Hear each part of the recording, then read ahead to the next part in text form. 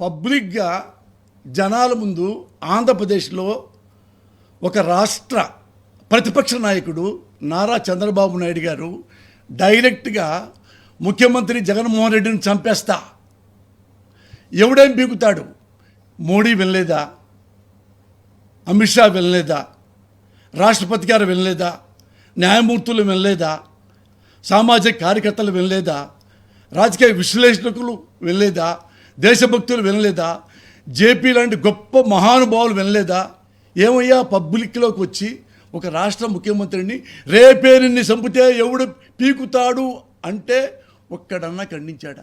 బీజేపీలో పొత్తుంటే చాలు కదా, వాడు ఎవడైనా సరే, ఎన్ని మడ్డలైన్ చేసినా సరే, ఎంత డబ్బు తిన్నా సరే కేసులు పడవు. Just like Sujana Chowdary, just like CM Ramesh. వీళ్ళు ఆర్థిక నేరస్తులు. వేల కోట్లు భారతదేశ ప్రజల డబ్బు పంది కొక్కులా తిన్నారు. వాళ్ళు ఎక్కడున్నారు? బీజేపీలో ఉన్నారు. వాళ్ళు జైలుకి వెళ్ళారా కేజ్రీవాల్ లాగా? కానీ ఎక్కడున్నారు? బీజేపీ గెస్ట్ హౌస్లో. వాళ్ళు జైలు శిక్ష పడదు. ఎన్నో సంవత్సరాల నుంచి జగన్మోహన్ రెడ్డి గారిని మర్డర్ చేయడానికి ప్లాన్ చేస్తూ ఉంటే, దానికి ఎన్నో దృష్టాంతాలు ఉంటే, ఒక్కడన్నా సెంటర్ నుంచి అమిత్ షా లాంటి వాడు కానీ, హోమ్ మినిస్టర్ లాంటి వాడు కానీ వార్నింగ్ ఇవ్వటం కానీ, కేసు పెట్టడం కానీ జరిగేది. ఒక్క రాయితో కొట్టి నవరగంతలో చంపడానికి ప్లాన్ చేశారు. అది గురుదప్ప ఇక్కడ తగిలింది. దాన్ని గులకరాయితో ఎవడు చచ్చిపోతాడా? ఎవడో చంపుతాడా? తనే రాయి వేయించుకున్నాడు. The great Pawan Kalyan. ఏమిరా ఇంత దుర్మార్గంగా ఉంది? అన్నెసరిగా ఎన్నిసార్లు ఈయన మీదకి ఎలా వస్తారు అంటే అందరు వేళ్ళు చంద్రబాబునే. కానీ చంద్రబాబుని ఎవడు ఏమీ పేకలేడో. ఎందుకంటే అతను బీజేపీతో పొత్తు పెట్టుకున్నాడు. బీజేపీలో పొత్తు పెట్టుకుంటే దేవుడైపోతాడు, ఉత్తముడైపోతాడు. ఏం బీగుతారా? పబ్లిక్లో చంపుతా జగన్మోహన్ రెడ్డిని. ఏం పీకారు? ఎన్టీ రామారావునే వెన్నుపోటు పొడిచా. నా వల్ల ఎన్టీ రామారావు చచ్చాడు. వాడిని చెప్పుతో కొట్టించా. నేను ముఖ్యమంత్రి అయ్యా. ఎవడు పీకాడు? ఎవడని అడగడు. ఎవడు అడిగాడు? సేమ్ ఇదే జగన్మోహన్ రెడ్డి పార్టీలో 23 మంది ఎమ్మెల్యేలని 100 కోట్లతో కొన్న ఎవడు పీకాడరా? ఎవడు అడిగాడరా? నన్ను అడగడు.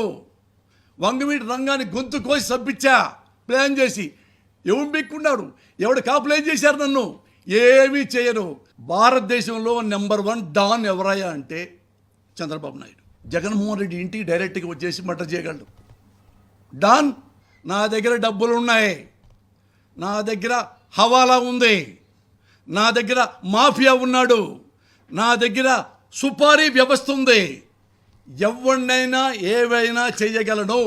నేను ఒక మహానుభావుడిని నేను వేడుకుంటున్నా, లెటర్ రాయబోతున్నా. ఆ మాటే భారతదేశ సర్వోన్నత న్యాయస్థానంలో అధిపతి, supreme court chief justice Shri Chandrachud గారు.